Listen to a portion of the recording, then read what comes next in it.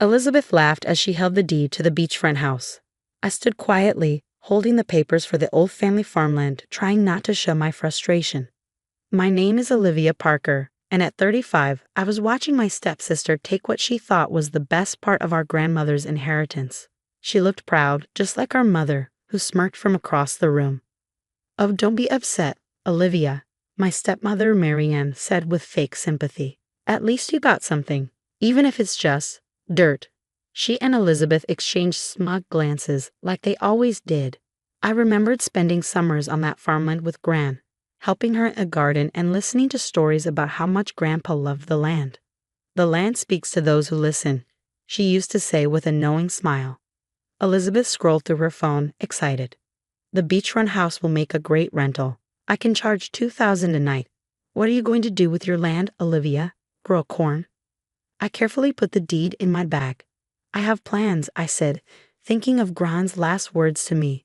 "The greatest treasures aren't always seen by greedy eyes." "You should sell," Marian added. "That land will cost too much to maintain. Your father and I think." "My father?" I cut her off. "The man you convinced to skip this will reading because you promised to handle everything fairly." Marian's smile faltered. "He trusts me. Besides, Elizabeth knows real estate. The beach house is worth much more than that land." 10 times more," Elizabeth corrected. "I already have agents begging to list it." I stood up. "If you'll excuse me, I have a property to check on." "Don't work too hard," Elizabeth called. "I hear farming is great exercise. Maybe you'll finally lose those last 10 pounds. I ignored her and drove to the farmland. The winding roads brought back memories of childhood. The old wooden gates still creaked, and the sun cast long shadows over the fields. At the barn, I opened Gran's last letter. My hands shook as I read. "My dearest Olivia, if you're reading this, you have the farmland and Elizabeth has the beach house. Don't worry, my smart girl. You always listened when I talked about your grandfather's work. Remember those summers you spent helping him with surveys? They weren't just games. Your grandfather was a geological engineer. He spent years studying this land. In the barn, behind the blue tractor, you'll find a locked chest. The key is with this letter. Inside are his maps and research. This land isn't just dirt, it's your grandfather's legacy. He chose you for it long ago. Trust your instincts. Patience reveals what greed conceals. All my love, Gran." A small brass key fell from the envelope. My heart raced as I hurried to the barn.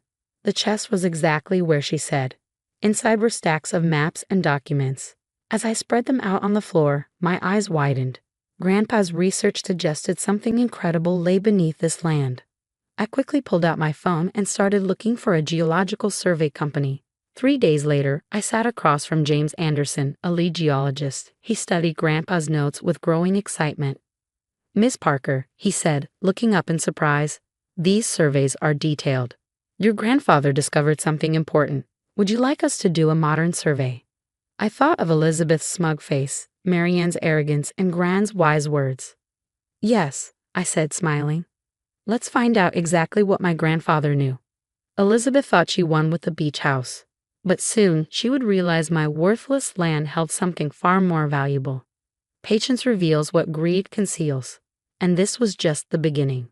The next month passed in a blur of activity. Pioneer Survey Corps' team became a regular presence on the farmland, their equipment dotting the fields Elizabeth had so quickly dismissed.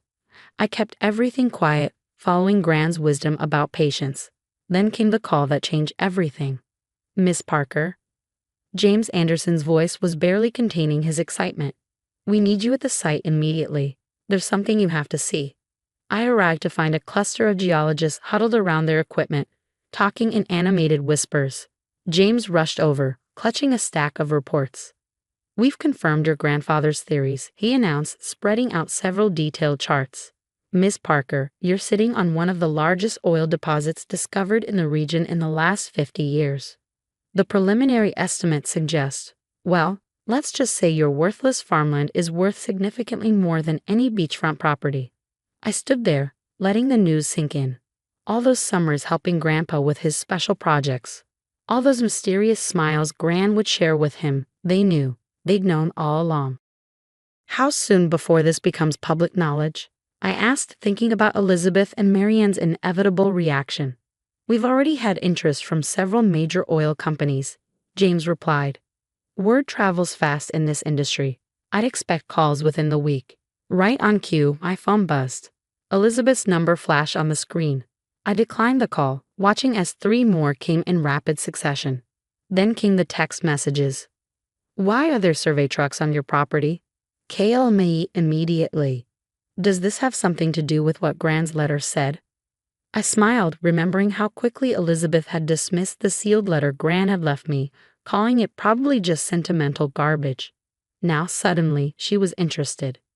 The next morning, I arrived at my office to find Marianne and Elizabeth waiting in the lobby. Elizabeth had traded her usual designer casual wear for a sophisticated business suit, while Marianne wore her most charming smile. Olivia, darling, Marianne purred, stepping forward. We've been trying to reach you. As family, we're naturally concerned about all this activity on your property.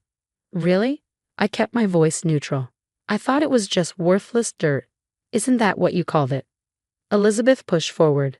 Look, maybe we were a bit hasty in our judgment.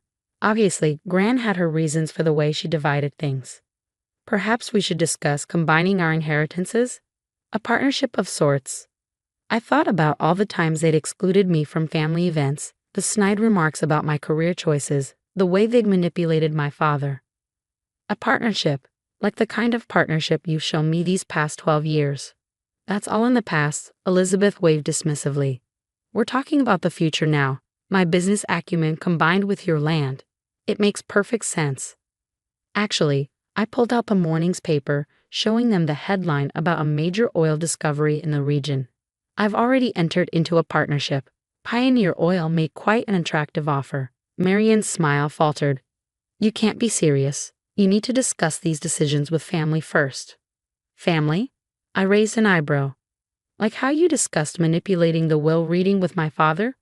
Or how Elizabeth discussed selling Gran's antiques before she was even buried. That's different. Elizabeth snapped, her composed facade cracking. You don't know anything about business. You'll ruin this opportunity. I opened my office door, revealing the team of executives waiting inside. I think you'll find I know quite a bit about business. Now, if you'll excuse me, I have a meeting about my worthless inheritance. Your father will hear about this, Marianne threatened. Yes, he will, I agreed. In fact, he's in that meeting. Turns out, when I told him about Gran's letter and Grandpa's surveys, he was very interested in being part of this project. He's been quite curious about why you insisted he skip the will reading. The color drained from Marianne's face as my father appeared in the doorway. His expression hardened as he looked at his wife, years of manipulation suddenly clear to him. Marianne Elizabeth, he said coldly, I believe it's time we had a family discussion about honesty and respect. But right now, my daughter has an important business meeting. As they left, Elizabeth turned back, her face a mix of anger and disbelief. This isn't fair. That property was supposed to be worthless. Life rarely gives us what we think we deserve, I replied, remembering Gran's words. Sometimes it gives us exactly what we've earned. The meeting went perfectly. By the end of the day, I had signed a contract that would not only preserve the farmland's natural beauty, but would also generate more wealth than Elizabeth's beachfront property could make in 100 years. That evening, I visited Gran's grave, placing fresh flowers by her headstone. You knew all along, didn't you? I whispered. You and Grandpa both knew exactly what you were doing. I could almost hear her gentle laugh, see the twinkle in her eye as she shared her favorite saying one last time. Patience reveals what greed conceals. As I drove home past the farmland, watching the sunset paint the fields in gold, I realized Gran had left me more than just oil-rich land. She'd given me the chance to show Elizabeth and Marianne that true value isn't always visible at first glance, whether in property or in people. The real question was, what would I do with this newfound power? The transformations that followed were far more satisfying than any revenge could have been. The first change came at home. My father finally saw Marianne and Elizabeth's true colors. The carefully crafted manipulations they'd built over years crumbled in the face of undeniable evidence. I've been such a fool, Dad said one evening as we sat on the old porch swing at the farmhouse, which I decided to restore rather than demolish. All these years, I let them convince me they had everyone's best interests at heart. The divorce papers were already filed. Marianne's attempts to claim a portion of the oil profits had been swiftly dismissed by the courts, especially after evidence emerged of her attempting to manipulate the will reading. Elizabeth's beachfront property dreams weren't faring much better. The real estate market had taken an unexpected downturn, and the property taxes were proving more than she could handle. Her social media posts about being a successful property mogul grew increasingly desperate. But I didn't feel the satisfaction they expected me to. Instead, I thought about Gran's other lessons, the ones about grace and wisdom. One morning, I received a surprising visit from Elizabeth. Gone was the designer wardrobe and superior attitude. She looked tired, worn down by reality. "I'm selling the beach house," she admitted, staring into her coffee cup. "I can't afford the maintenance, and no one's renting at the prices I need." I watched her for a moment, remembering Gran's words about how victory without compassion is hollow. "I might have a proposition for you," I said carefully. Elizabeth looked up, suspicion warring with hope in her eyes. "The oil company wants to develop an eco-resort on part of the property," I explained. "Something sustainable, showcasing both the natural beauty and the responsible energy development. It needs someone with hospitality experience to manage it." "Are you offering me a job?" she asked incredulously.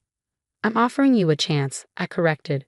"Not because we're family, but because despite everything, I think you're capable of more than what Marianne taught you to be." The resort project became our common ground. Elizabeth's experience in hospitality, freed from Marianne's toxic influence, actually proved valuable. Slowly, tentatively, we built a working relationship that might someday even become a real sisterhood. Marianne, of course, was livid. "You're choosing her over me?" she screeched at Elizabeth during one of her dramatic appearances. "After everything I taught you." "That's exactly why," Elizabeth replied, finally standing up to her mother. "Everything you taught me about manipulating people, about taking what we want, it only led to misery. Olivia's showing me there's another way." The farmland flourished under the careful development plan we created. The oil extraction used the latest environmental protection methods, leaving most of the surface untouched. We converted the old barn into a visitor center, displaying Grandpa's surveys and Gran's gardening tools, telling their love story alongside the land's history. Dad found healing there too, spending weekends helping restore the old farmhouse. "Your mother loved this place," he said one day as we planted a new vegetable garden. "She always said you had her spirit, seeing the beauty in things others overlooked." A year after the oil discovery, I stood in Gran's restored garden, watching families tour the educational center we built. Elizabeth was in her element, explaining our sustainable development practices to visitors. She'd found her own path, separate from Marianne's influence. I pulled out Gran's letter, worn now from many readings. "Patience reveals what greed conceals" had turned out to be more than just advice about the oil. It was a lesson about people too, about giving them time to reveal their true selves, for better or worse. The land had given us more than wealth. It had given us clarity. Marianne's true nature was exposed, Elizabeth found redemption, and I discovered strength I never knew I had. Dad joined me in the garden, carrying Gran's old watering can. "She would be proud," he said softly, "not just of what you did with the land, but how you did it." I smiled, looking out over the fields where Grandpa had once walked, methodically documenting what lay beneath. The greatest treasure wasn't the oil. It was the wisdom my grandparents had passed down, waiting for the right moment to bloom. "The land speaks to those who listen," I murmured, repeating Gran's words. Now I understood she hadn't just been talking about oil or farming. She'd been teaching me about patience, about looking deeper than the surface, and about the kind of person I wanted to be. As the sun set over the flourishing fields, I knew that some inheritances aren't measured in money or property. They're measured in the wisdom we choose to embrace and the grace we choose to show, even to those who may not seem to deserve it.